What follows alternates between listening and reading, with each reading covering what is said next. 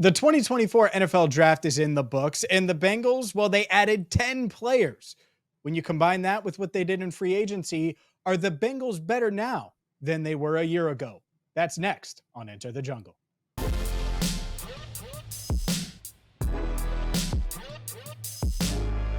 Hi again, everyone, and welcome in to Enter the Jungle. I'm James Rapien. He is Andrew Fox Miller, and you can catch us every Tuesday night at 8 Eastern right here on Cincinnati Bengals Talk, and also weekly on Bally Sports.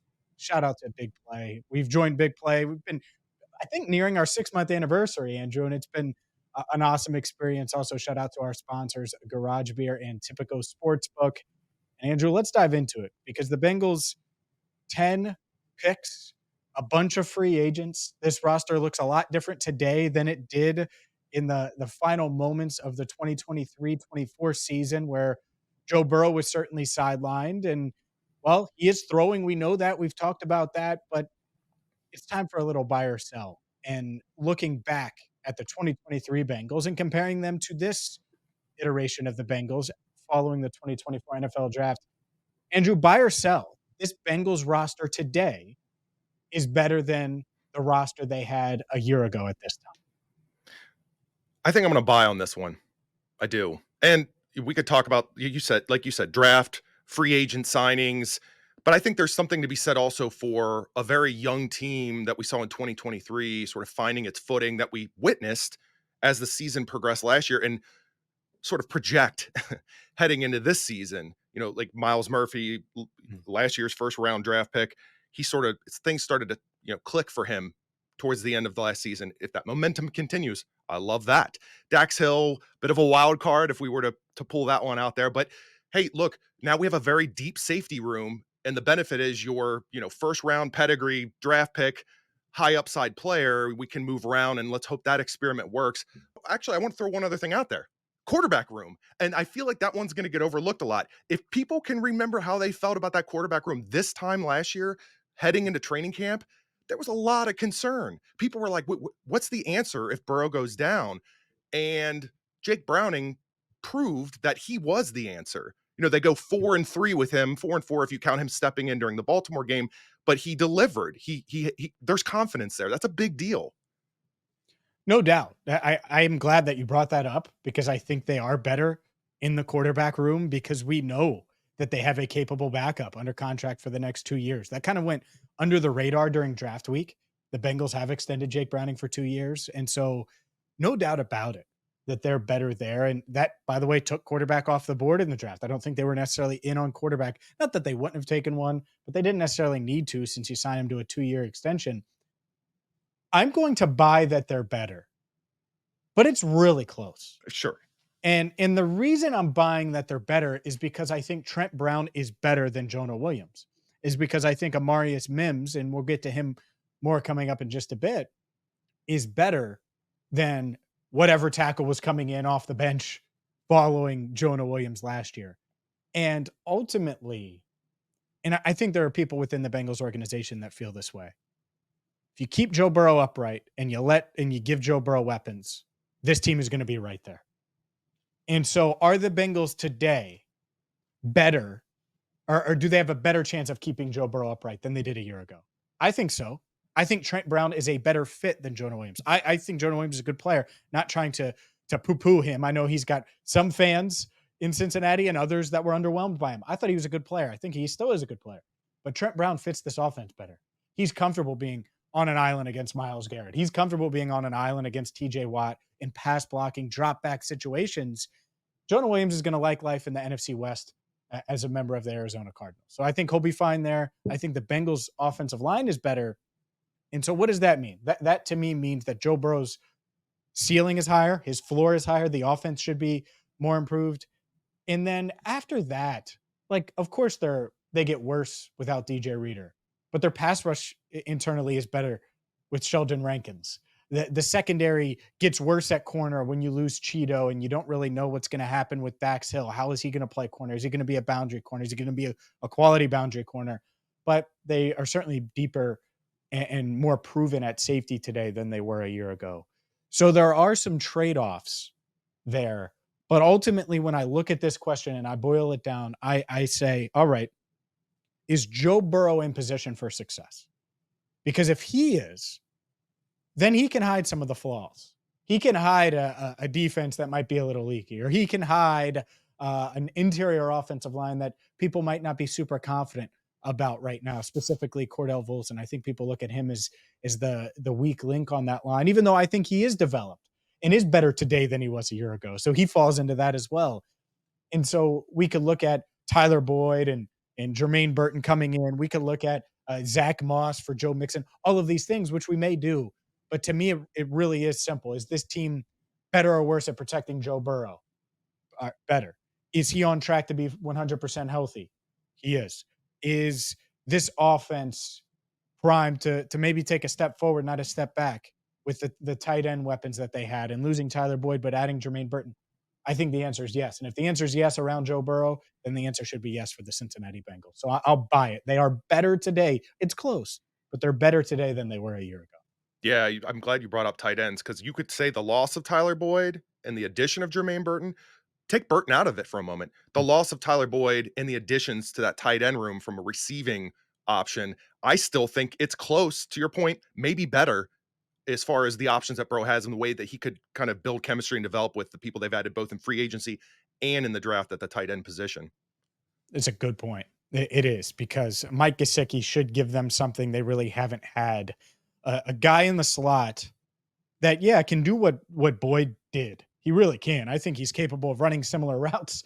He's a big body guy, but to me, he's going to threaten the second and third levels of the defense from that tight end position. He's going to be a red zone weapon. Then you have a guy in Tanner Hudson who clearly earned the trust of Joe Burrow last year. And so you bring him back. We know what Drew Sample is as a quality blocker. And then you obviously add Eric All and Tanner McLaughlin to that tight end room as well. So yeah, the tight end room is deeper than it was a year ago. It feels more complete. Dare I say it feels a little more well-rounded? You have the pass catch first guys. You have the blocking guy, but then Eric All is a do-it-all type of guy, and that's why All is a perfect last name for him. He can do a little bit of everything. It would not shock me if he contributes a decent amount this year. So when I roll it all together, that's another area where they're better. That being said, I do have concerns about this team, and maybe they heck, by the time people see this, maybe they have signed someone or addressed corner or addressed running back, where I think Zach Moss for Joe Mixon makes sense. It does. Like going that route and getting cheaper, younger with Moss. But I was surprised that they didn't draft a running back. And the fact that they didn't add a running back to a room that has Moss, Chase Brown, and then it's Travion Williams, Chris Evans, you could have used a little more talent there. And like I said, they could go the free agent route, but there aren't many free agent running backs out there that I think make a lot of sense or that would take that from a question mark to oh, that's a strength. There just aren't many guys out there that I think would do that, if any. And so who knows? Maybe they sign one by the time people see this. But even so, I don't think I feel any worse than I would if Mixon was on the team and Moss wasn't. This isn't a Moss Mixon thing. This is more of all right, well, who's the running back, the big running back, the goal line running back, the guy that Right. you're going to lean on? Maybe it's Chase Brown. Maybe that's the guy they're going to bank on. Maybe they feel comfortable with it being Zach Moss. I like the tandem. I just don't think there's much depth behind those guys, and I thought they would have gotten some. So that's one area where I do question it. And by the way, I questioned it last year at this time, so I'm not sure that the running back room is necessarily weaker. Heck, you remember the videos. I was like, Zeke Elliott, Zeke Elliott. Didn't do that this year. He's kind of washed now. Well, the Cowboys are hoping you're wrong about that, but Sorry, but yeah, Jerry. I I agree. It's that, and I that's what I was going to point out. You kind of ended with that, which was I don't know that it's weaker, so it's pretty much business as usual if we compare it with last season. So I thought about that as well. I would love to see improvement. It might have even made this a little bit of an easier conversation to say bye, but I still think it's bye. And yeah, I running back is it's about the same. Stay tuned. I'll do a video of who they could add, who I would add, certainly, and not just that running back coming up here on Cincinnati Bengals Talk. But up next on Enter the Jungle, well, we'll continue playing buy or sell, and you're going to hear from a top Bengal scout on first round pick, Amarius Mims. Welcome back into Enter the Jungle. I'm James Rapien. He is Andrew Fox Miller, and Amarius Mims Andrew, is obviously a pick that got some scrutiny. People consider it a risky pick. And so we're going to play a little buy or sell when it comes to the Bengals' first round pick. But before we do that, Mike Potts, the Bengals director of college scouting, joined Jake Lisco and myself on Locked On Bengals. And I asked him about the idea of Mims being this really, really high ceiling but low floor prospect, this boomer bust prospect. And the Bengals just don't view it that way. Yeah, I don't necessarily agree that he has a low floor, honestly, when watching his tape, because his tape's really, really good. There's honestly not a whole lot that you can nitpick or poke holes. Yeah, he only started 8 games, but he played a lot more snaps than your average guy that only started 8 games. He was in a rotation with some high end draft picks there that came out last year and previous years on the offensive line at Georgia. Obviously, you would like to see it. In more volume, when you're just have more overall tape to evaluate on him. But it's not a guy that's really inconsistent, and you just see the flashes and the highs and the lows on his tape. I think he's pretty even in his high level of production when you watch his tape. So I don't necessarily think that he's a low floor, high ceiling prospect. We kind of view him as a high floor, high ceiling prospect. Andrew, it's time to play a little buy or sell. Buy or sell that Amarius Mims is a low floor, high ceiling prospect. Oh, why can't we hold, James? Because that's not what we're doing. It's not buy, sell, or hold. I know, I know. um, I'm gonna say sell on this. Potts makes a good point about the snap count versus 8 starts. He makes a good point about the tape being as promising as it is and as solid as they would like it to be. At the same time, I can understand the concerns when it comes to past injuries. When it comes to the let's be honest, still relatively speaking for a first runner, the lack of tape. Okay, but low floor, there's maybe if it's for that reason alone that I can't even sit there and say low floor simply because there is a lot of unknown. But you look at what is out there, and I just don't know that I can subscribe to the low floor argument. So I'm going to say sell. I get it. I do. I'm selling it because to me, his floor, assuming he comes in and works hard, and I think he's going to work hard. I think he's got the right character makeup. He's Trent Brown. Like he's this giant, awesome pass protector who's more athletic than Trent Brown, by the way. And so like that's kind of his floor to me. And I'm not knocking Trent. Obviously, I just praised him earlier in the show. And so I'm selling this because I don't really see like you could say, oh, well, the injuries. He had the ankle and he had surgery on the ankle. And then he re-aggravated the ankle when he came back quickly and earlier than expected for the bowl game. Like I get that, but injuries are an issue for every player. And it's not like he has a long injury history. So it's not that. I can't use that. And so if we could say that about any player, well, then of course we can. And so is the risk there? No. The risk is that he played at a place at Georgia that was stacked with NFL talent. And so he didn't get on the field from a starting standpoint. He still appeared in 30 games. It's not like he didn't play in games. He wasn't starting on offense. He was playing and taking reps elsewhere, but he wasn't leaving practices with injuries during his first few years. So I don't really worry about the injury stuff. And I think he does have the right makeup, the right attitude, and he has someone in Orlando Brown Jr. who he should just be on Orlando's hip because Orlando is a pro. And knows exactly he lives and breathes football, loves it, loves the NFL, is does it his way where he has fun, is willing to do the media thing, and then obviously shows up on Sundays and plays at a high level. Like this, that's the perfect mentor to have. Yep. And he doesn't have to play right away as he learns. His lack of experience doesn't concern me. So I think part of it's the landing spot in a pass first offense like the Bengals. It's not like he's going to be asked to run block 50 times a game. It's not the Bengals offense. And so I think that's why because I called it a risk before the draft. I think it's much less of a risk here in this offense with this scheme, this landing spot where he can come in and be a really good fit as early as a rookie, but certainly down the line as well. So no, I'm selling it. I don't think that he's a low floor prospect. I think his floor is much. His floor might be Jonah Williams' ceiling, which it sounds crazy, but his physical gifts, he's just different. And again, it sounds like I'm being mean to Jonah, but I'm not. Up next, and that's going to do it for buy or sell. But up next, Andrew, the Bengals announced jersey numbers for all 10 of their draft picks. let's react to it because there was some outrage, maybe some faux rage. We'll get to that coming up next.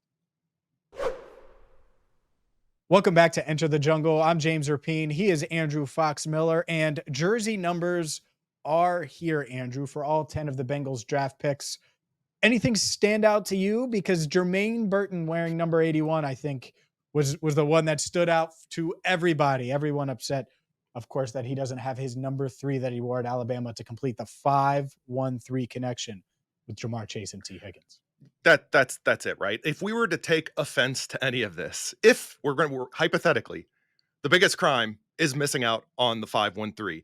I don't know if that's what Burton wanted.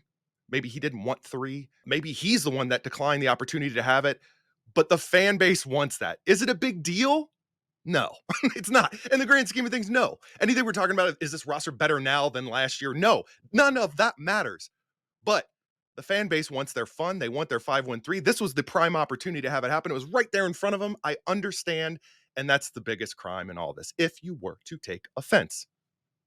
I do have a little good news, and I don't like spreading a ton of good, just a little. I'll just sprinkle it. I'll just throw it out there. All right. I'm not entirely sure. I don't think it's 100% set in stone that Jermaine Burton will wear 81 this year. That's all I'm going to say. Do your own research. I can do all that, but here's a question that you can answer. If that decision were to change, when might one expect that to happen? Because we got to do it before camp, I assume, right? Should. I think there is a deadline. It's part of doing your own research. I don't know the exact deadline, so don't quote me on that. When they start printing jerseys? But I do think, yes, I do think that it can be changed. And so who knows why? Maybe Jermaine wanted to go with 81 anyways and didn't want to go with 3. I don't know. But, and we'll hear from him this week. So with rookie minicamp. So there's a chance that you got to ask hear about from that. Jermaine. Yeah. So somebody's got to. Everyone's going.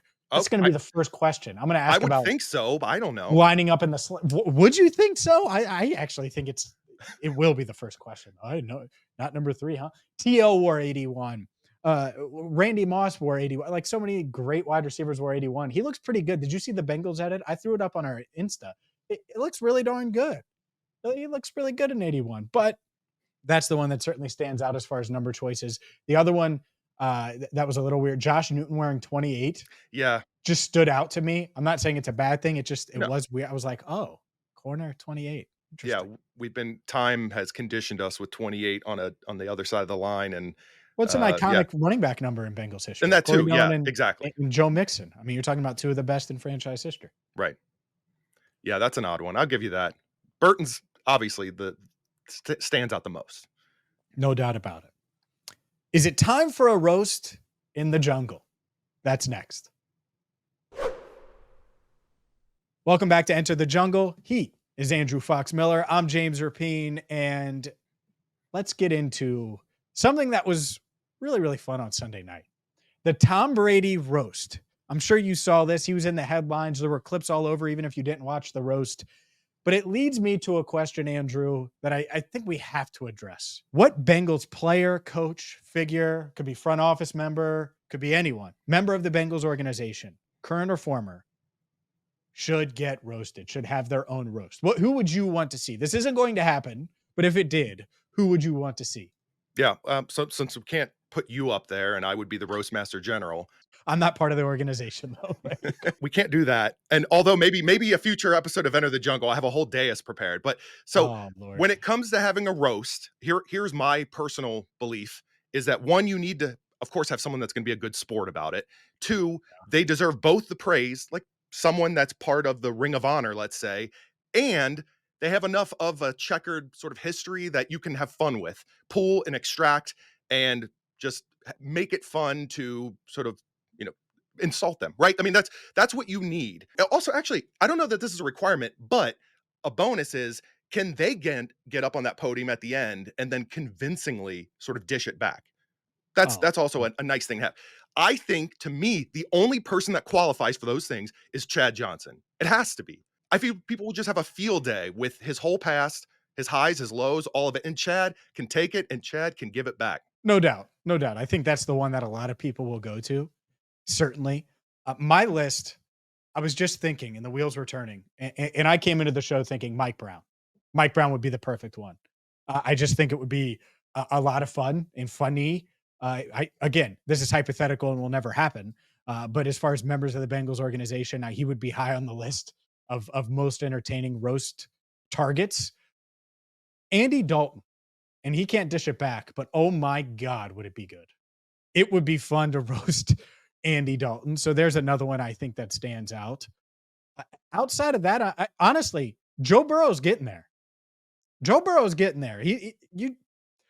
I think he'd be pretty easy to roast. You keep pushing. Another year or two where we're talking about year 5, year 6 Joe Burrow. I think there'll be enough material, much like there was with Andy, probably 4 or 5 years into his career. Yeah, I mean, that's a tough one. I thought about Burrow as well down the road. I don't know if he's an interesting mix because he does put himself publicly out there just enough that you can work with it, Oh but yeah. but not enough. I feel like where there's still like an enigma component to it, and you could say the same for Tom Brady or whatever. But Brady is out there a lot more, I feel like, than a Burrow. But over time, you might that might be a good one for sure. What about Zach Taylor and Marvin Lewis? I thought about Marvin Lewis as an option just as a Yeah. target, and that would be insanely entertaining. And I actually think Marvin would be funny dishing it back at the end. I think so too. And he has some Belichick to him, where Yep. his personality is there. People don't necessarily always see it. We did, of course, and a lot of our viewers know it because he was here for 3 decades. Ah, get it? There we go. There's the first joke of the roast. So we have an idea. Bengals, take it, run with it, and heck, make it a community event. I think that would be a lot of fun. He's Andrew Fox Miller. I'm James Rapien. As always, every single Tuesday at 8 Eastern, right here on Cincinnati Bengals Talk Weekly on Bally Sports. And until next time, thank you so much for watching. Enter the jungle.